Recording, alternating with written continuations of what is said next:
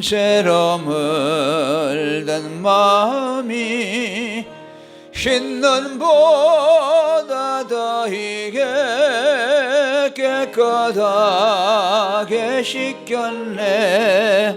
주의 보혈 흐르는데 믿고 뛰어나가 주의 은혜 내가 입어 깨끗하게 되었네.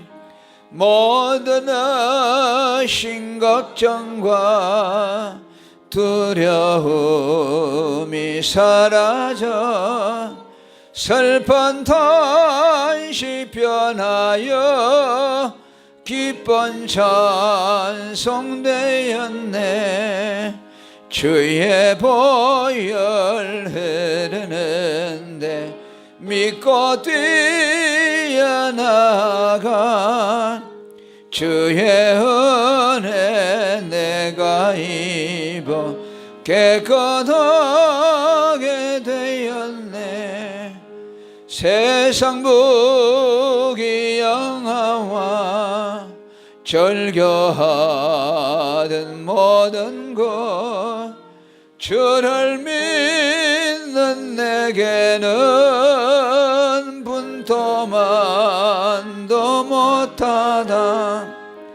주의 보혈 흐르는데 믿고 뛰어나가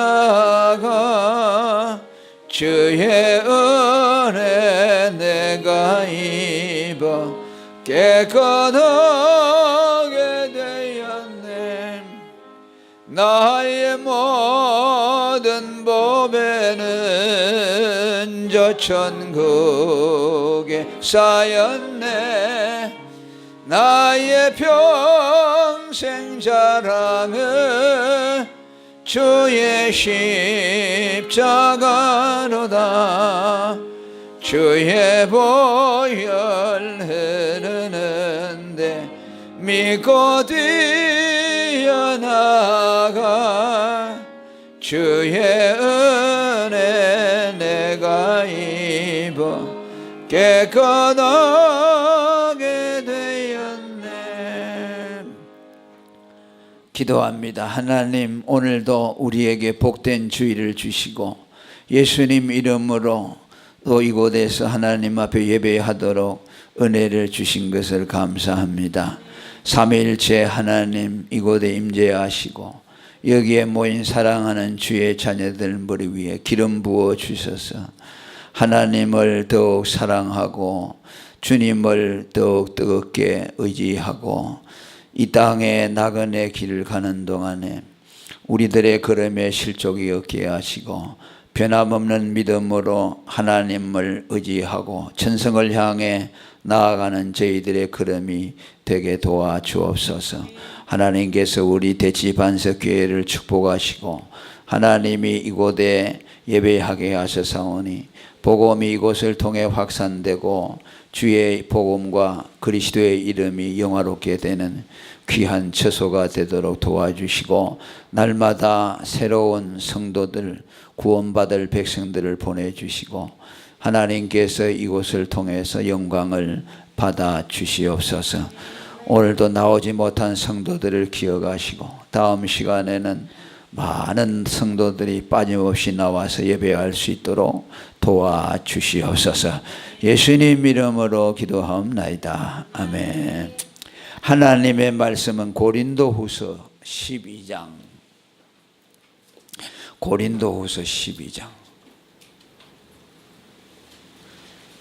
1절에서 9절까지 1절에서 9절까지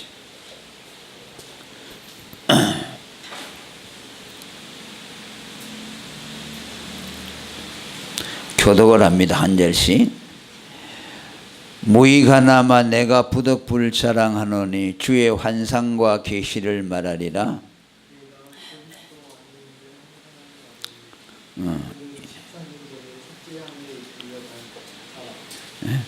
그 297쪽. 2절 12장 2절 다시 읽으면 시작. 내가 그리스도 안에 있는 한 사람을 아노니 그는 14년 전에 셋째 하늘에 이끌려간 자라. 그가 몸 안에 있었는지 몸 밖에 있었는지 나는 모르거니와 하나님은 아시느니라. 이제 뭐 아들도 저기 가서 앉아 이제 노래 그만할 테니까 저기 가서 저기 가서 3절 읽을 테지요. 내가 이런 사람을 아노니 그가 몸 안에 있었는지 몸 밖에 있었는지 나는 모르거니와 하나님은 아시느니라. 그가 낙원으로 이끌려가서 마지막 수업에서 있는 말을 들었으니 사람이 다리 이르지 못할 말이라. 내가 이런 사람을 위하여 자랑하겠으나 나를 위하여는 약한 것들 외에 자랑하지 아니하리라. 내가 만일 자랑하고자 하여도 어리석은 되지 아니할 것은 내가 참말을 하리라. 그러나 누가 나를 보는 바와 내게 듣는 바에 지나치게 생각할까 두려워하여 그만 두고라. 여러 계시를 받은 것이 지극히 크므로 너무 자만하지 않게 하시려고 내 육체에 가시고 사단의 사자를 주셨으니 이런 나를 쳐서 너무 자만하지 않게 하려 하심이라. 이것이 내게서 떠나가게 하기 위하여 내가 세 번 주께 간구하였더니 나에게 이르시기를 내 은혜가 내게 족하도다. 이는 내 능력이 약한 데서 온전하여짐이라 하신지라. 그러므로 도리어 크게 기뻐함으로 나의 여러 약한 것들에 대하여 자랑하리니 이는 그리스도의 능력이 내게 머물게 하려 함이라. 아멘. 할렐루야. 오늘 제목은 성도의 천국입니다.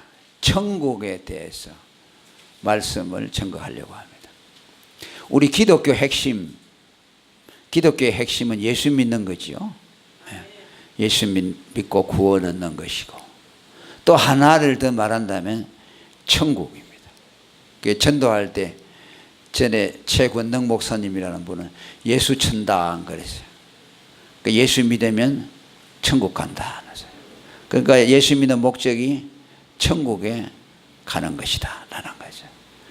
그러니까 천국을 빼놓고는 우리 신앙을 생각할 수가 없어요. 현세에 우리가 뭐 어떻게 잘 살 것인가 여기에 관심을 두는 것보다는 하나님 나라 천국에 들어가는 것을 우리 인생의 목표로 삼는다는 말씀입니다. 그래서 우리 믿음에서 천국을 빼놓는다면 그건 기독교 신앙이라고 말할 수가 없습니다. 예수님의 십자가는 우리를 천국으로 인도해 주는 거예요.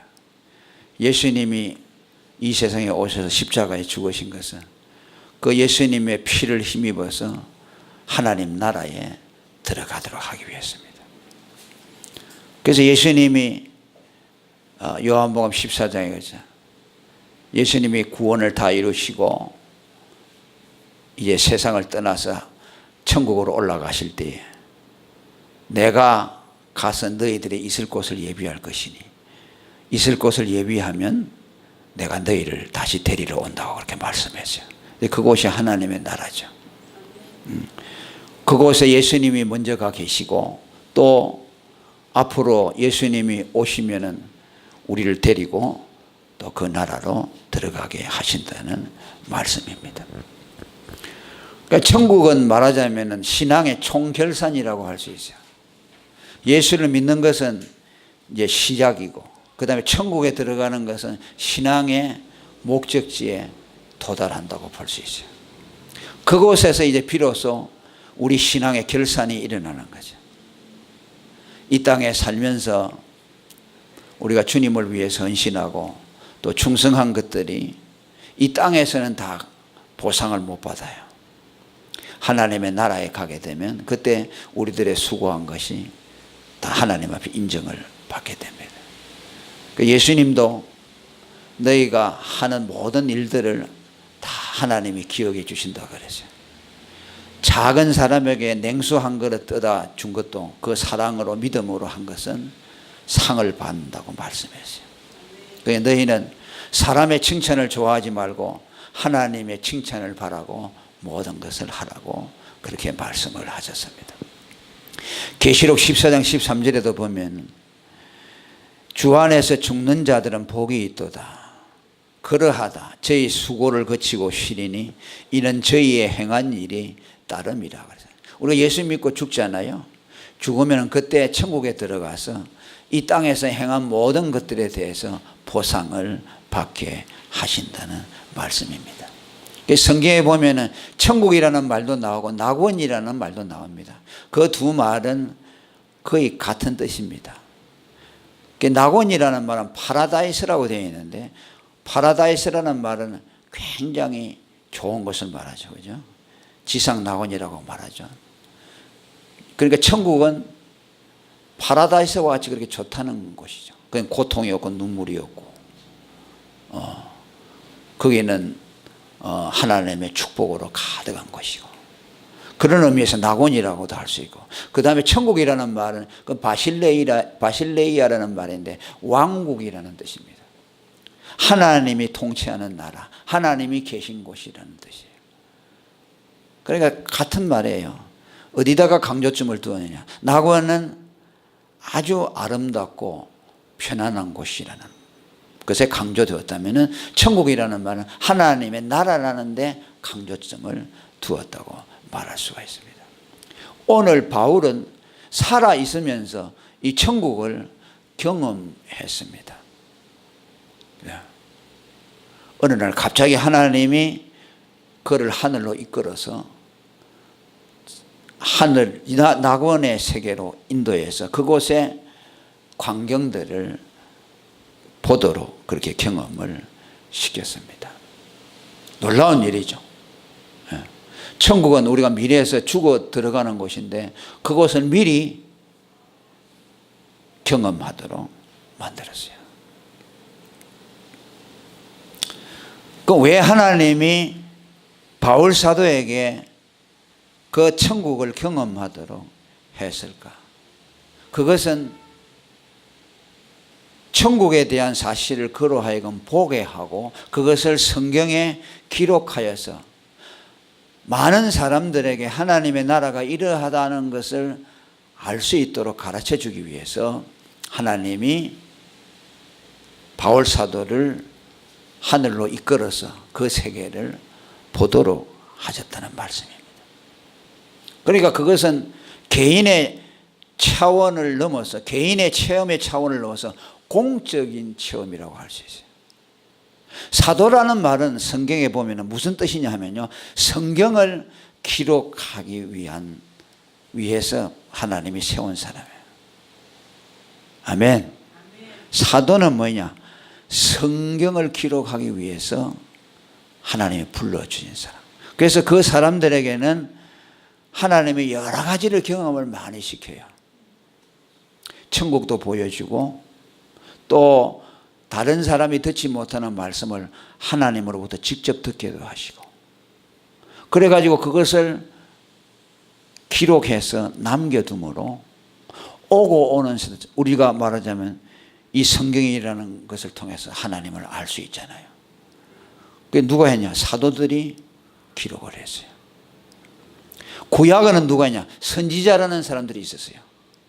그 구약에는 선지자들에게 하나님이 또 나타나서 여러 가지를 보게 하시고 듣게 하셔서 그들로 하여금 그 보고 들은 것을 기록하여서 남긴 것이 구약 성경이에요. 그러니까 신약에는 사도들이 신약 성경을 기록하고 구약은 선지자들이 성경을 기록했습니다. 그래서 하나님이 그들에게 말씀을 일러주거나 또 무엇을 보여주고 난 이후에는 항상 마지막에 하시는 말씀이 뭐냐? 네가 보고 들은 것을 기록하라라고 말씀했어요. 모세라는 사람은 구약에 있는 내용들을 많이 기록했어요. 창세기, 출애굽기, 레위기, 민수기, 신명기 5권 있잖아요. 이거 모세라는 분이 지었거든요. 그 창세기 천지가 어떻게 창조됐는가 하는 걸 모세는 못 봤잖아요. 하나님이 나타나서 가르쳐 주었어요. 말씀으로 아무것도 없는 가운데서 창조했다. 그리고 홍해가 갈라지도록 한 거. 모세로 하여금 다 경험하게 하고 그것을 출애굽기에 기록했어요. 또 제사에 대한 법들, 그런 것들 하나님이 레위기를 통해서 또 가르쳐 주시고 그 여러 가지 내용들을 기록하도록 만들어 줬어요. 출애굽기 34장 27절에 보면은 여호와께서 모세에게 이르시되 너는 이 말들을 기록하라. 내게 들은 말들을 기록하라. 그죠? 그러니까 본 목적이 뭐입니까? 기록하는 데 있죠. 그죠? 하나님이 보여주신 그것을 어디에다 목적이냐? 그 본 것을 기록하여서 남겨두어서 오늘 우리가 그것을 읽을 수 있도록 만들어준 거죠. 그러니까 낙원도 마찬가지죠. 낙원도 하나님이 왜 바울에게 보여주셨느냐 하니까 우리가 갈 수 없잖아요. 그죠? 살아있을 동안에는 낙원이 어떤지 모르잖아요. 그러니까 하나님이 그를 하늘로 이끌어 가지고서 천국의 광경을 보도록 해 주신 거예요. 그래서 그것을 기록을 하도록 했습니다. 그러니까 우리가 그걸 가만 보면서 뭘 생각했냐 하니까 천국이 바울이 경험해서 기록해 놓은 이 말씀을 통해서 우리는 뭘 깨달아야 하면은요.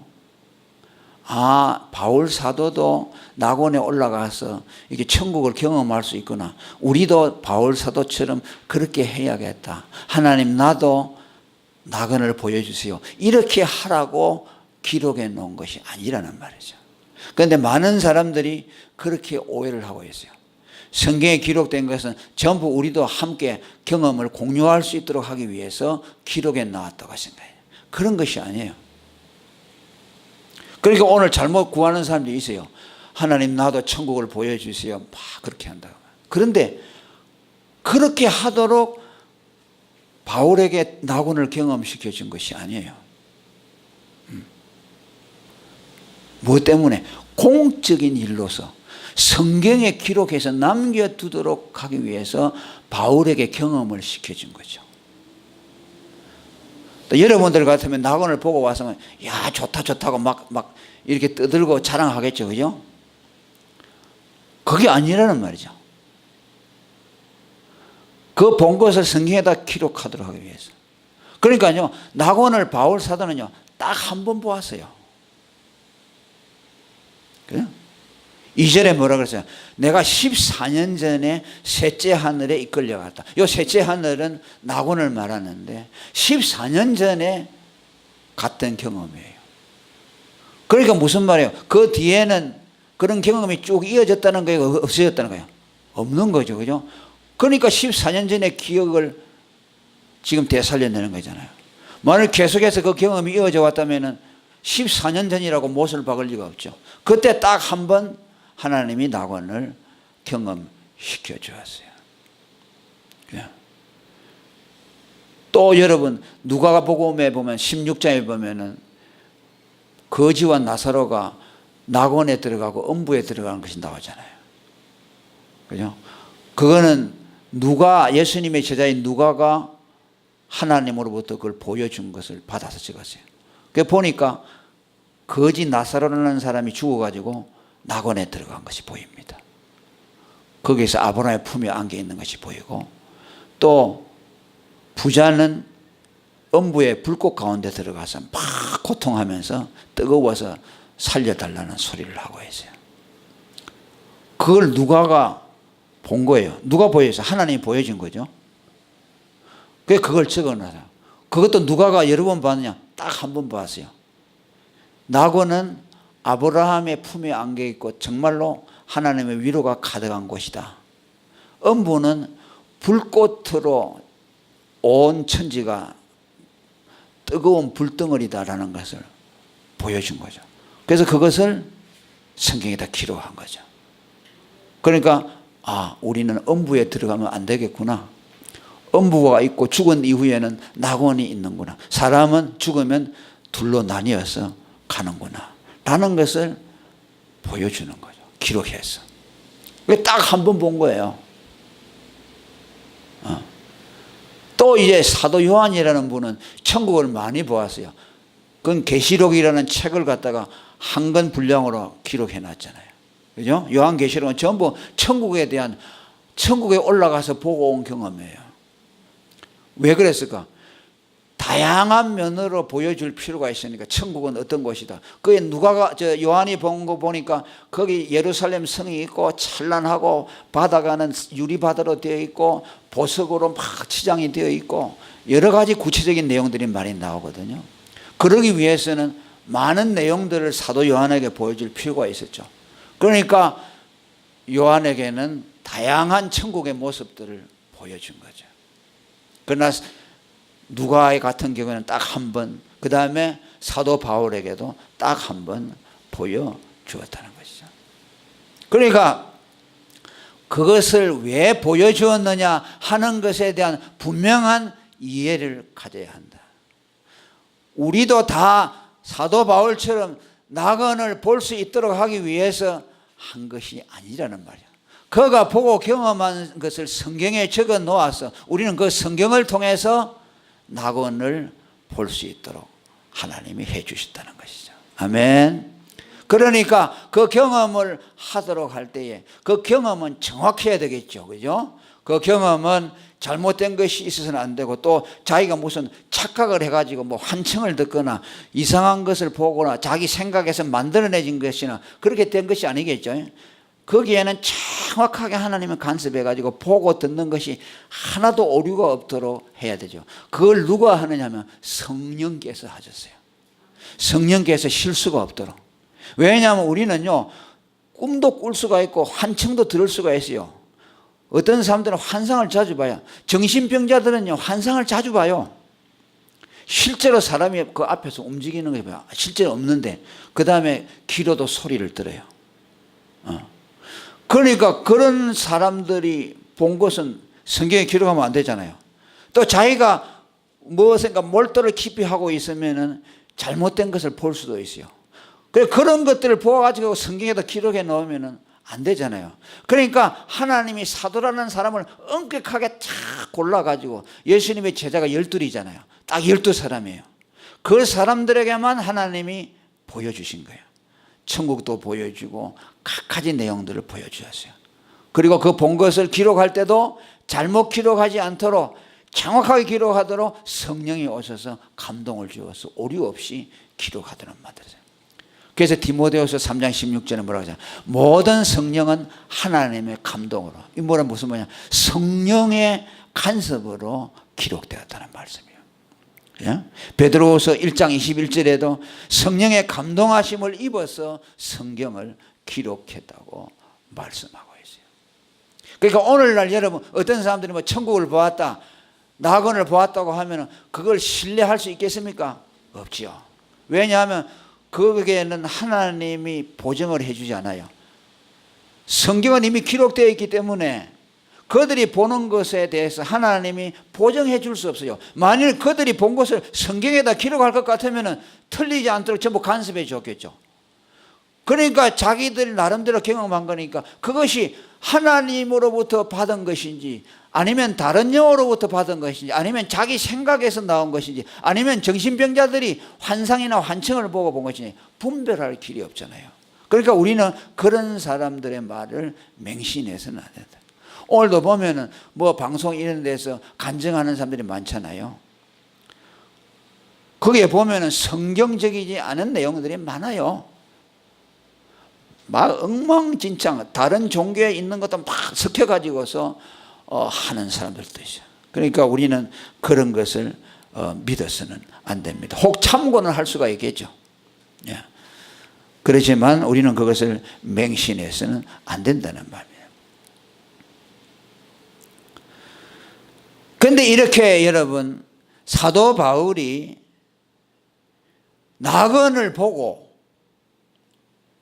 그 낙원에 대한 계시를 받아가지고 오고 나서 어떤 일이 생겨서, 그게 뭐냐니까 몸에 병이 생겼어요. 그가 낙원에 올라가서 그 광경을 보고 나서 몸에 여러 가지 질병이 생겨났어요. 이상하죠, 그죠?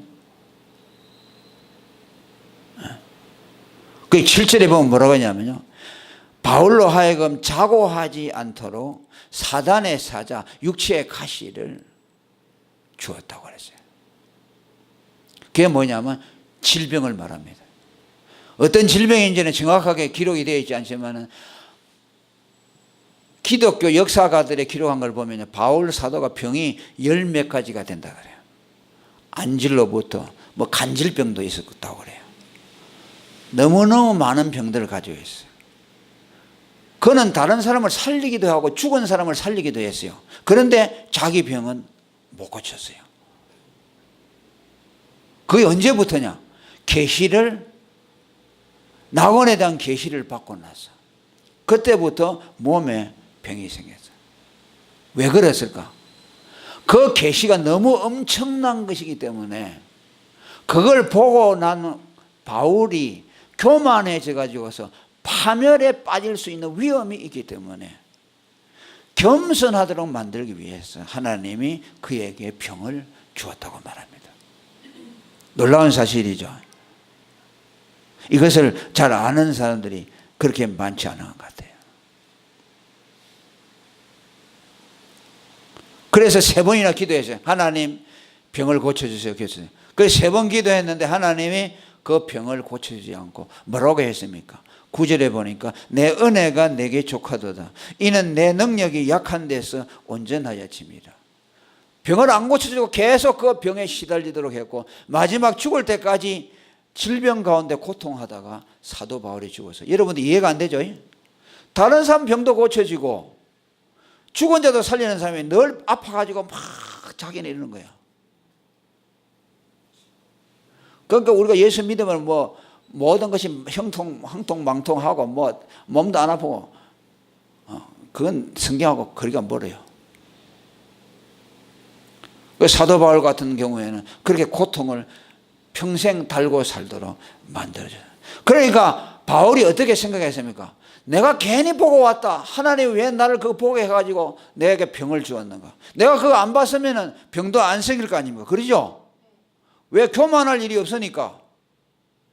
아마 이렇게 생각해요. 그거 보고 왔으니까 교만해가지고 우쭐해가지고 자기가 마치 대단한 사람인 것처럼 그렇게 착각할 그런 가능성이 많아요. 우리나라에도 그렇고 세계적으로 이단에 빠진 사람들 있잖아요. 그 사람들이요, 왜 이단에 빠지냐면 은혜를 많이 받은 사람들이에요. 그래가지고 다른 사람이 경험하지 못한 놀라운 은혜를 체험하고 그것이 그 사람을 하여금 교만하게 만들어버려요. 그게 뭐야? 자기를 하나님이라고, 예수라고. 문선명이라는 사람도 통일교 교주잖아요. 죽었는데 그가 처음에는 예수 믿는다고 했어요. 그런데 나름대로 은혜를 많이 받았어요. 그러니까 하나님이 내가 무엇이 아닌가? 또 박태선이라고 하는 사람도 있어요. 자기를 감람나무라고 했어요. 대단했어요.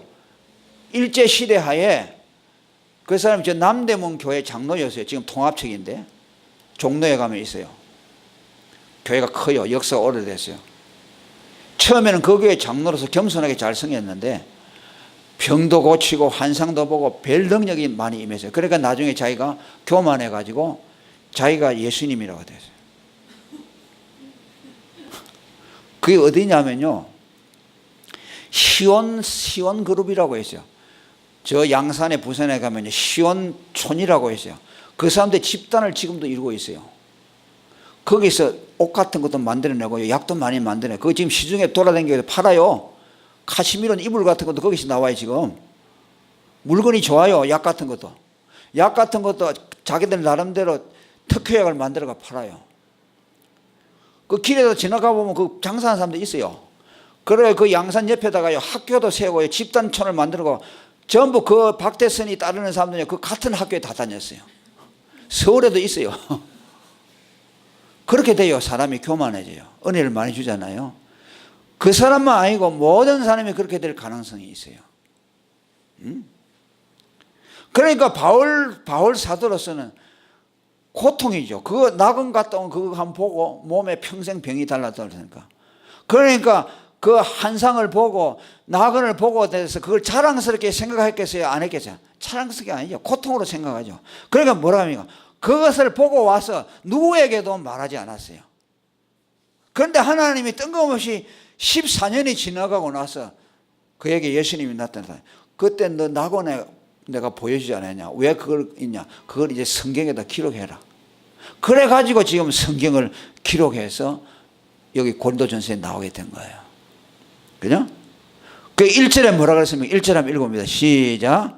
무익하나마 내가 그저그를 사랑하노니 주의 환상과 계시를 말하리. 무익하나마 자기는 뭐 하고 싶지 않고 무익하고 또 부득불 말하기 싫다 그 말이야. 왜?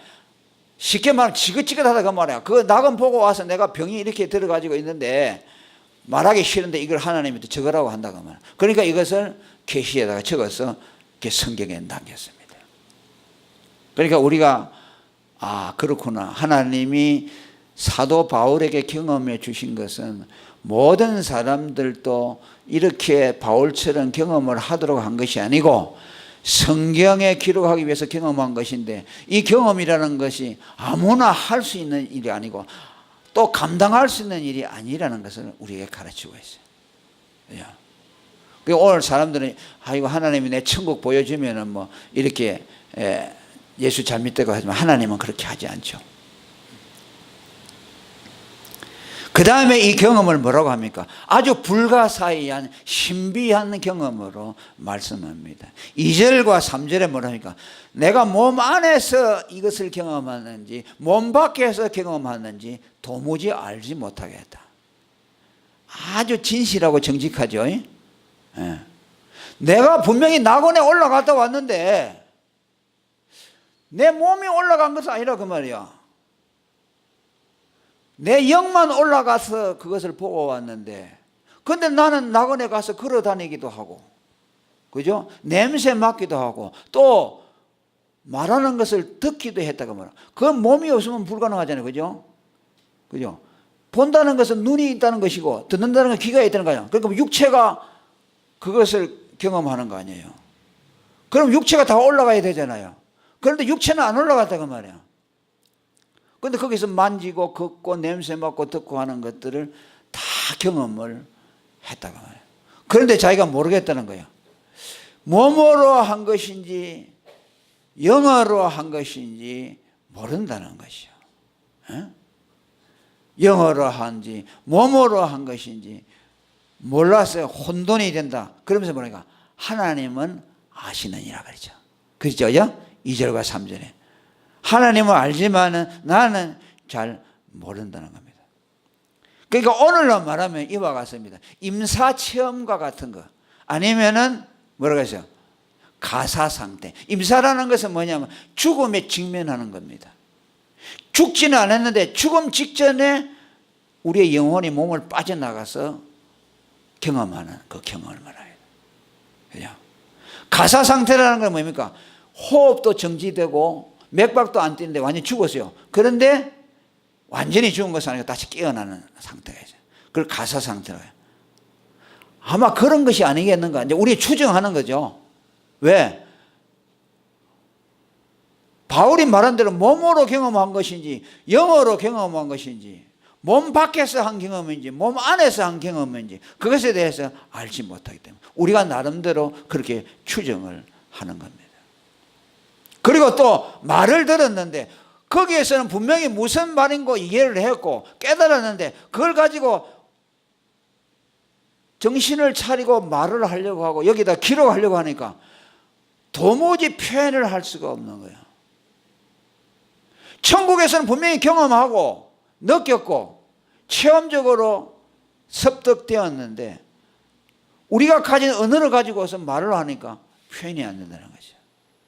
그게 4절이죠. 다 같이 읽어봅니다. 시작. 그가 낙원으로 이끌려가서 말할 수 없는 말을 들었으니 사람이 가히 이르지 못할 말이라다. 아멘. 그게 이상한 특별한 말을 들었다. 옮길 수 없는 것을 들었다는 말이죠. 그러니까 천국에서의 언어하고 이 세상에서 우리가 가지는 언어하고는 다르다는 거죠. 그 경험의 세계도 다르고 표현할 수 없다. 그러니까 앞으로 우리가요 천국에 가잖아요. 천국에 가면은 세계에서 다 오잖아요. 그죠? 한국 사람 있는 것이 아니고 미국 사람도 있고 또 뭐 스페인 사람도 있고 중국 사람도 있고 일본 사람도 있고 불란서 사람도 있을 거 아니야. 그러면은 그 말이 어떻게 되겠어요? 안 통하겠죠. 그런데 통한다 그랬어요. 누가 통역할 필요가 없어요. 지금은 무슨 뭐 아시안 정상들이 모여가면 전부 요 귀에다 뭐 꽂고 통역자도 해주잖아요. 그런데 거기에서는 서로 알아듣는다. 그게 무슨 말? 거기에는 누구든지 이해할 수 있는 낙원의 언어가 있다는 거죠. 그게 계시록 7장 9절에서 10절까지의 기록에 보면요, 온 나라와 족속과 백성과 방언에서 수많은 무리가 모여서 하나님과 어린 양을 찬양하는데, 우리 하나님과 어린 양에게 구원이 있다. 구원하심이 보좌에 앉으신 우리 하나님과 어린 양이 있다고 큰 소리로 외치는 것을 보게 됩니다. 그러니까 나라와 언어를 초월해서 한 목소리로 하나님 아버지와 예수에 대해서 찬양을 하고 영광을 돌리는 것을 보게 됩니다. 그러니까 신기하죠. 낙원의 세계라는 것이. 그리고 또 위치를 뭐라고 하죠? 셋째 하늘이라고 했습니다. 셋째 하늘이라는 말은 이 지상과는 구별되는 엄밀하고 비밀스러운 곳이라는 말씀이죠. 어떻게 들으면은 이 세상과는 거리가 멀리 떨어져 있는 그런 하늘 같다고도 말할 수가 있겠죠. 그게 셋째 하늘이라는 거죠. 첫째 하늘을 통과하고 그 다음에 둘째 하늘을 통과하고 그 다음에 셋째 하늘을 도달한다. 그러니까 어디쯤 됐고 천국이 셋째 하늘이라니까. 어떤 사람들은 그럽니다. 여기 물질 세계 여기가 첫째 하늘, 요 위에 공간. 그 다음에 대기권이 있죠. 대기권을 벗어나면 그거 둘째 하늘이가 있고, 그 다음에 그 대기권 너머에 셋째 하늘이 있다. 거기에 천국이 있을 것이다. 그렇게 생각하는 사람이 있어요. 소유주 우주선이 처음에 갔잖아요. 소련에서. 미국보다 빨리 샀잖아요. 그 사람들이 그 우주선을 타고 대기권 밖으로 가서 보니까 첫째로 보낸 얘기가 뭐냐면 예수쟁이들이 거짓말쟁이다. 천국이 없다. 그래서. 왜냐하면 하늘 높이 올라왔으니까 천국이 있을 것이라. 그러니까 거리적으로 공간적으로 굉장히 멀리 떨어져 있을 거라 생각하죠. 그게 셋째 하늘이라니까 공간적인 개념으로 말한 것이다. 그렇게 생각할 수 있는데 그렇지 않다는 겁니다. 그 세계는 지금 우리와 너무나 가까워요. 아멘. 천국은요 멀리 가는 것이 아니에요. 뭐 우주선을 타고 몇 개월을 가야만 도달하는 것이 아니고, 천국은 비밀스럽고 숨겨져 있어요. 밭에 감추인 보화처럼. 천국을 비유할 때 예수님이 밭에 감추었다 그래요. 그 사람들이 지나가지만, 매일 지나가지만 그 밭에 보물이 있다는 걸 모르죠. 그런데 어떤 사람은 거기 보물이 숨겨진 걸 알았어요. 그 자기의 전 재산을 팔아가지고 그 밭을 샀어요. 다른 사람들이 볼 때는 미쳤다고 했죠. 저 묵혀져가지고 쓸모없는 땅인데 재산을 다 팔아가지고 또 밭을 샀다고. 그 사람만 알고 있죠. 자기가 산 것보다도 100배, 1000배 이상 가는 보물이 그 밭에 숨겨져 있다. 그 천국은요 멀리 있지 않다는 거예요.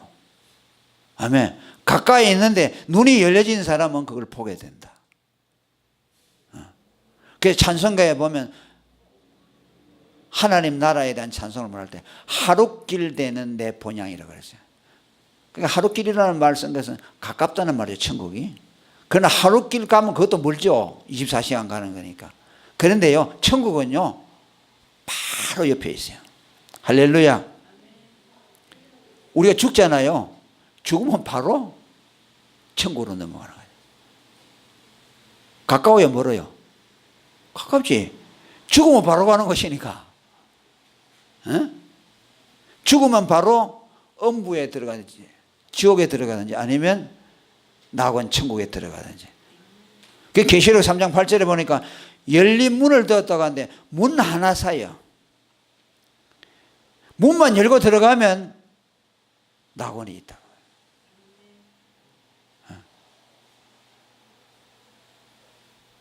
우리가 이 세상에 죽잖아요.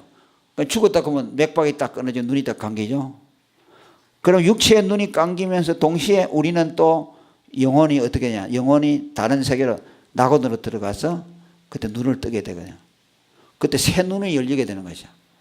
여기서는 죽었다고 아이고 사랑하는 가족들 다 남겨두고 죽잖아요. 근데 저쪽에 딱 낙원에 죽자마자 낙원에서 눈을 뜨거든요. 그 영혼의 눈이죠. 사도 바울이 낙원에서 본 것처럼 거기서 예수님을 딱 만나게 되는 거죠. 얼마나 신나겠어요. 이 세계에서 저 세계로 옮겨지는 것이죠. 그러니까 예수 믿는 사람은 죽음이 슬픔이 아닌 거예요. 다른 세계로 옮겨가는 거죠. 그것은 죽음의 순간이 되니까 얼마나 가까운지 몰라요. 누가복음 16장 22절에 보니까 거지 나사로가 죽었을 때 바로 천사가 와가지고 그를 안아가지고 그곳으로 인도해서 아브라함의 품에 안겼다고 그렇게 말씀합니다.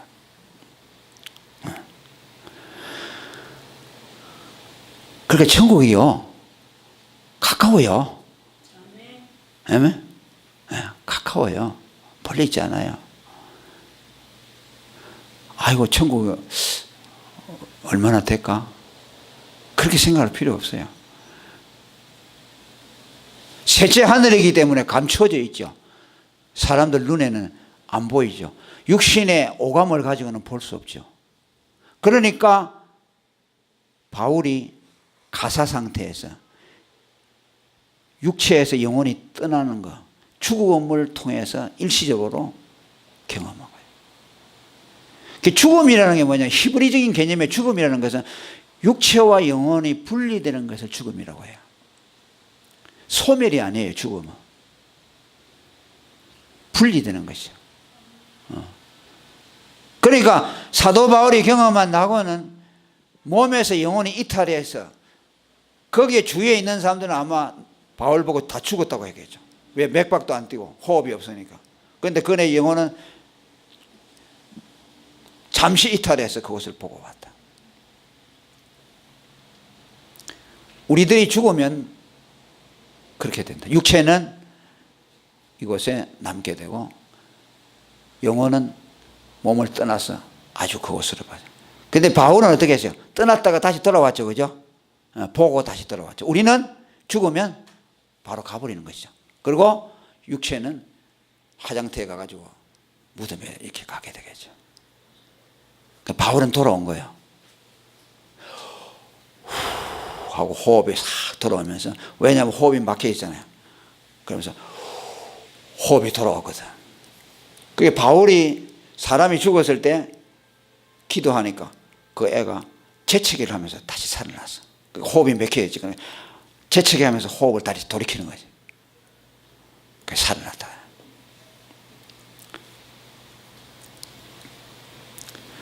그러면 이 낙원에는 누가 들어가느냐? 천국에는 누가 들어가느냐? 오늘 2절에 보니까 뭐라죠? 그리스도 안에서 바울이 낙원을 경험했다고 말씀했죠. 이건 물론 경험이죠. 죽어서 들어간 것이 아니고. 그러니까 이것은 무슨 말합니까? 바울은 낙원을 경험한 것을 1인칭으로 말하지 않고 그리스도 안에 있는 한 사람을 아노니 그가 낙원에 끌어올랐다. 그 누구를 두고 말하는가? 자기 자신을 말하는 거죠. 1인칭을 쓰지 않고 3인칭을 쓰고 있어요. 그건 뭐입니까? 내가 했다는 것을 감추는 겸손입니다. 내가 천국 보고 왔다 그러면 자기 자랑이 되니까 자기라는 말을 쓰지 않고 3인칭으로 내가 어떤 사람 한 사람 하는데 그가 낙원을 보고 왔는데 어떤 사람이야? 그리스도 안에 있는 사람이다. 할렐루야. 그러니까 낙원에 누가 가느냐? 그리스도 안에 있는 사람이 가는 것이다. 예수를 믿고서 그리스도 안에 있는 자는 낙원에 들어가게 된다. 그것을 말합니다. 마태복음 16장 19절에도 베드로가 예수를 보고 주는 그리스도시요 살아계신 하나님의 아들이라고 했을 때 예수님이 시몬아 복이 있다 그랬죠. 그러면서 뭐래요? 천국 열쇠를 주었어요. 그 말은 뭡니까? 천국에 들어갈 수 있는 자격을 주었다. 무엇이 주었습니까? 예수를 하나님의 아들 그리스도로 믿었습니다. 예수를 믿는다는 말이 그리스도 안에 있다는 말입니다. 아멘. 성경에서 여러분 그리스도 안에라는 말이 나와요. 그러면 그건 무슨 말이냐면요, 그리스도를 믿는 사람이라는 뜻이야. 예수를 믿으면 그 안에 있거든. 그러니까 낙원에 누가 들어가느냐? 바울 사도가 무슨 권한을 가지고 낙원을 구경하고 왔느냐? 그리스도를 믿는 사람이기 때문에, 그리스도 안에 있기 때문에 그가 낙원으로 올려갔다고 말해요. 베드로도 마찬가지고. 또 거지 나사로가 낙원에 들어가서 아브라함의 품에 안겼죠. 무엇 때문에 들어갔습니까? 그 거지 나사로에 대해서 자세한 기록은 안 되고, 그는 이 세상에 살면서 부잣집 앞에서 먹을 것이 없어서 부자상에서 떨어지는 부스러기만 먹고 살고 온몸에 병이 나와서 평생 동안 고생만 하다 죽은 사람이에요. 그런데 그가 뭐 다른 말은 안 하고 그냥 죽어서 낙원에 갔다고 했습니다. 그런데 아브라함의 품에 안겼다는 걸 보니까 그가 그리스도를 믿은 사람이라. 왜? 아브라함은 믿음의 조상이기 때문에. 할렐루야. 그러니까 그는 아브라함의 후손이었다. 아브라함과 같은 믿음을 가진 사람은 아브라함의 후손이라 그랬죠. 아브라함의 품에 안겼다는 말은 나사로가 아브라함의 후손이었다는 말씀이죠. 그러잖아요. 후손이니까 안긴 것이죠. 갈라디아서 3장에 있는 말씀대로, 그죠? 아브라함과 같은 믿음을 가진 자는 아브라함의 복을 함께 공유한다고 그렇게 말씀했기 때문에. 또 여러분, 십자가에 달리는 한 강도가 예수님을 믿어서 낙원의 약속을 받았죠. 오늘 네가 나와 함께 낙원에 있으리라고 했죠. 십자가 강도는 어떤 사람입니까? 평생 나쁜 짓만 하고 사람을 죽이는 살인자였습니다. 그런데 그가 예수님 옆에 달려가지고서 오늘 너가 나와 함께 낙원에 있다. 낙원에 들어간다는 말이에요. 낙원에 갈 수 있는 자격을 준다는 말이에요.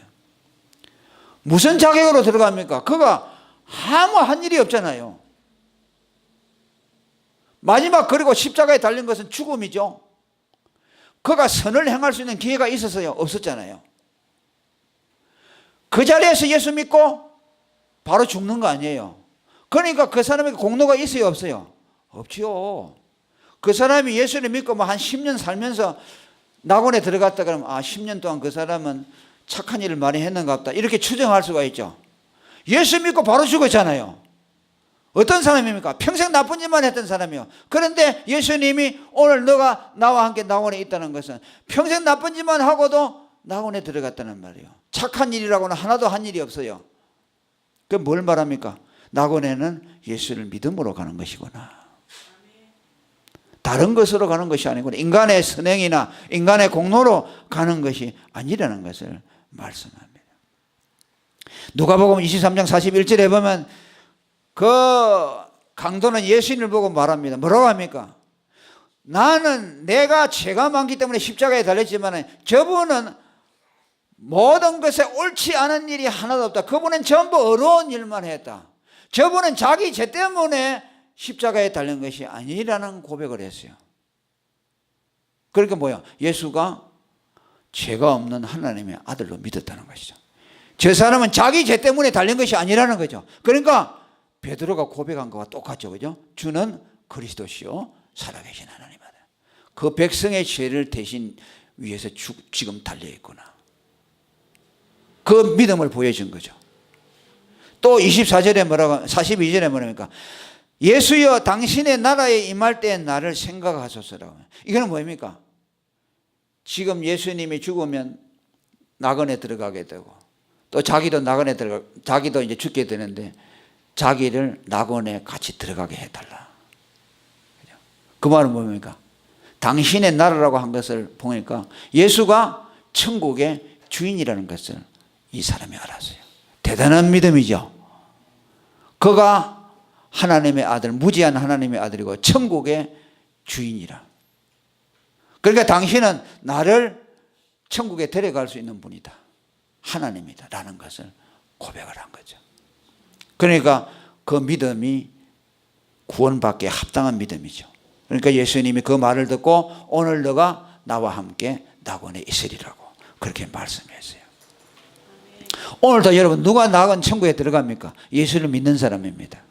여러분들의 공로로 들어가는 것이 아닙니다. 아멘. 우리가 착한 일을 하고 우리가 선하게 살려고 하는 것은 천국 들어가려고 하는 것이 아니라 하나님이 나 같은 죄인을 구원해 줬기 때문에 십자가의 강도와 같이 착한 일 한 것도 없는데 나를 낙원에 들어가게 해 주었으니까 하나님 고맙습니다. 앞으로는 내가 주님을 위해서 헌신하며 살겠습니다. 그런 의미로 주님을 사랑하기 때문에 수고하는 거예요. 여러분들이요, 아무리 좋은 일을 많이 한다고 그것 때문에 공로가 되어서 하나님이 천국에 들여보내주고 하지 않습니다. 그걸 꼭 기억해야 합니다. 꼭 기억하셔야 돼요. 아이고 내가 이렇게 해서 천국 들어가겠나 이런 말 들 때는 항상 이 십자가 강도를 생각해야 돼요.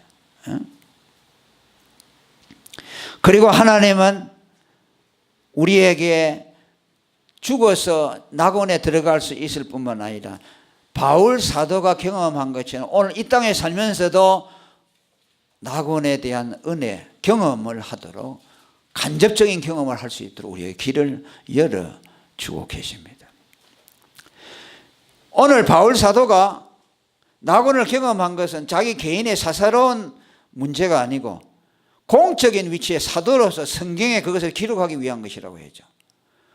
그러면서 그것은 너무나 엄청난 일이기 때문에 그것으로 인해서 교만해서 파멸에 빠질 수 있기 때문에 하나님이 그에게 병을 주어서 겸손하도록 만들어졌다고 그랬죠.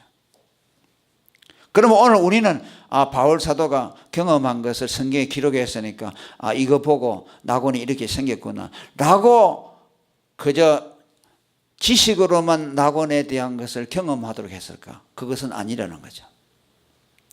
바울 사도와 같은 똑같은 경험은 아니지만은 그 낙원과 천국에 대한 경험을 그리스도 안에서 성령으로 우리에게 할 수 있도록 만들어 주었습니다. 할렐루야. 그게 뭐인고 하니까 성령으로 하는 로마서 14장 17절에 하나님의 나라는 먹는 것과 마시는 것이 아니요 오직 성령 안에서 의와 평강과 희락이라. 하나님의 나라를 사도 바울처럼 그렇게 하는 경험도 있지만 그렇게 하는 것은 너무나 위험스러운 것이다. 그래서 하나님은 그리스도 안에 있는 자에게 성령으로 말미암아 하나님의 나라를 경험하도록 했다. 그게 뭐냐? 의와 평강과 희락을 통해서 하나님 나라를 경험하도록 했다. 의와 평강과 희락은 뭐냐? 하나님 나라의 속성입니다. 하나님의 나라는 의와 평강과 희락으로 충만합니다. 천국에 앞으로 들어가게 되면 우리는 어떤 삶을 살게 되냐? 하나님의 의로 충만해서 우리 자신이 하나님 앞에 거룩하다는 자의식으로 충만해지고 나는 하나님의 의로 영원한 의를 입었다는 그 의의 충만함으로 우리 가슴이 터질 것과 같은 감격이 있을 것이고 그 다음에 이 세상에서 경험해보지 못했던 기쁨이 충만하게 될 것이고 그 다음에 마음속에 놀라운 평안이 우리에게 임할 것입니다. 이것이 천국의 삶의 특성입니다. 앞으로 우리가 하늘나라에 들어가서 경험하는 것이 이 세 가지 요소로 되어 있어요. 그래서 천국에 가면요 막 기뻐할 거예요. 할렐루야. 막 좋아가지고 죽을 거예요. 그 다음에 마음이 너무나 두려움이 하나도 없어요. 지금 막 우리 불안하잖아요. 그죠? 근데 두려움이 하나도 마음이 편해져요. 그 다음에 나는 지금은 여기가 우리가 죄의식이 있잖아요. 거긴 죄의식이 없어요. 내가 하나님 앞에 죄가 없는 완전한 자다 하는 그 의가 우리 안에서 충만해져요. 근데 그것을 천국에 가서 경험하는데 이 세상에서 경험하게 한다는 거죠. 그 세 가지를 경험하는 것이 천국을 경험하는 것이요. 그러니까 바울은 영혼이 이끌려 올라가서 그걸 하고 나서 뭐랄까 큰 고통이 왔잖아요. 그죠? 그것 때문에 파멸의 위협이 있으니까 병을 갖다 줬고. 그런데 우리는 그런 위험한 경험을 하지 않고 그리스도 안에서 성령으로 천국의 세 가지 요소인 그것을 우리가 누리도록 하므로 이 땅에서도 천국을 경험하게 하는 거죠. 예수 믿으면 마음이 평안하다, 기쁘다 하는 것이 왜냐면요, 천국이 우리 안에 와 있기 때문에 그래요. 할렐루야. 그래요. 그 믿음이 없는 사람이지만 교회 나가는 사람 보고 예수 믿고 교회 나가서 뭐가 달라졌으면 이상하게 마음이 평안해요. 이상하게 기쁨이 막 마음이 기뻐요. 그래 그런 얘기를 해요. 그 왜 그러냐니까 하나님의 나라가 그 사람 속에 들어왔어요. 사도 바울은 영이 끌려가지고 하늘로 올라갔잖아요. 그리스도 안에 있으면 성령으로 하나님의 나라가 우리 안에 오는 거예요. 그러니까 하나님의 나라는 들어가는 곳이기도 하지만 우리에게 오는 곳이기도 해요. 할렐루야. 그렇게 경험한 거예요. 그래서 그 의가 있는 곳에 하나님의 나라가 있어요. 그러니까 예수님이 이 세상에 오실 때 뭐라고 했어요? 하나님의 나라가 가까워왔다 그랬어요. 천국이 가까웠다 그래서 예수님이 딱 오니까 그게 뭐냐면 예수님은 하나님의 의거든요. 하나님의 의가 있는 곳에 천국이 임하는 것이요. 그러니까 예수님이 가는 곳에 천국이 있는 것이요. 그러니까 예수님이 오신 것을 보고 천국이 가까웠다. 예수님에게서 하늘나라의 천국이 그에게 와 있는 거예요. 그러니까 예수님에게서 천국을 느끼는 것이죠. 예수님은 말 그대로 죄가 없는 의로 충만하고 그분은 기쁨이 충만하고 평안이 충만한 거예요. 그분이 가는 곳에 천국이 임하는 거죠. 놀라운 일이죠. 그러니까 그 의를 우리가 어떻게 경험합니까? 복음을 통해서 예수를 믿음으로 하나님의 의가 우리에게 오게 되면 하나님의 의가 있는 곳에 성령으로 말미암아 하나님 나라가 그 사람에게 경험되어져서 천국을 누리도록 만들어진다. 그 로마서 1장에 보면 그 말이야. 복음에는 하나님의 의가 나타나서 할렐루야. 여러분 복음을 전하는 사람들은요 천국을 경험합니다. 왜냐하면 예수 믿고 구원받았어야 하잖아요. 그러면 그게 하나님의 의거든요. 복음을 말하는 그 사람의 입에 하나님의 의가 나타나고 그러니까요 하나님의 의가 나타나잖아요. 그러면 하나님의 의가 있는 곳에는 천국이 나타나요. 그러면요 복음을 전하면서 하나님의 나라가 믿어지고 경험되어져요. 이상한 경험이 와요. 예수 믿으면 제사 먹고 천국 갑니다 하잖아요. 그럼 거기에 뭐예요? 복음이잖아요. 그게 복음이니까 거기에 의가 있어요. 그럼 하나님의 의가 있는 곳에는 천국이 임하거든요. 그러니까 천국이 믿어지고 그 말을 하는 것을 통해서 그곳에 하나님의 나라가 임하도록 하는 일을 하는 것이죠. 그러니까 복음을 전하는 사람들은요 천국에 대한 소망이 충만해요. 전도 열심히 하는 사람은요 천국에 대한 믿음이 확실해요. 왜 그런지 압니까? 그 입으로 복음을 말하니까 복음에는 하나님의 의가 나타나거든. 그러면 천국이 그 사람 속에 임하는 거예요. 그게 믿어져요. 믿으려고 애를 쓰는 것이 아니라 예수가 하나님의 아들 그리스도 그분이 우리 죄를 위해 죽었다는 것을 말하면은 그곳에 하나님의 의가 나타나니까 천국이 임하잖아요. 그래서 전도 많이 하는 사람은 아이고 빨리 천국 가고 싶다 그런 얘기를 하는 거예요. 그걸 경험하기 때문에. 그러니까 우리가 경험하는 하나님의 나라 천국은 바울이 경험하는 것과는 위험 요소가 없죠. 안전하잖아요. 그죠? 그렇게 우리에게 하나님이 천국을 경험하도록 해주셨어요.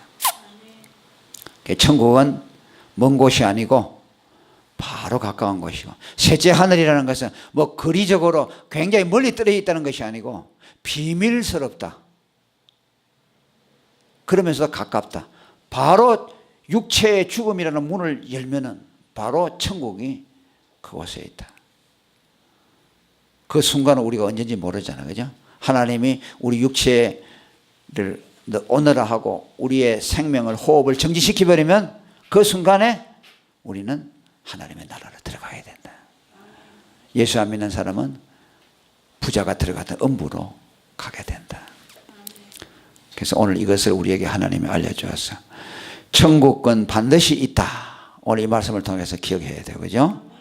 또 천국은 죽어서도 가는 곳이지만 사도 바울처럼 가사 상태에서 일시적인 육체와 영혼의 분리를 통해서 낙원을 경험하고 올 수 있다. 또 하나는 뭐죠? 그리스도 안에서 그의 의 안에 있으면 성령으로 말미암아 하나님의 나라를 경험할 수 있다. 이렇게 세 가지 차원의 경험을 말씀을 했습니다. 오늘 우리는 이 예수 믿는 우리들에게는 천국은 무슨 가상현실이거나 이런 것이 아니에요. 그게 많은 사람들이 그래요. 예수 믿고 복 받으세요. 그러면은 거기에 어떻게 그래? 왜? 그 종교들이 다 하는 얘기거든. 그런데 예수 믿고 천국 가라 그러면 아이 기독교는 좀 만하다 그래. 전설 같은 종교. 천국이라는 개념을 넣어가지고 기독교가 비현실적인 종교를 만들었다고 비판을 하고 있어요. 얼마나 잘못됐어요. 천국을 빼버리면 우리 믿음은 존재할 수가 없어요. 여러분들은 천국을 꼭 믿으시길 바랍니다. 아멘. 기도합니다. 하나님 감사합니다. 우리들에게 천국에 대한 진리를 보여주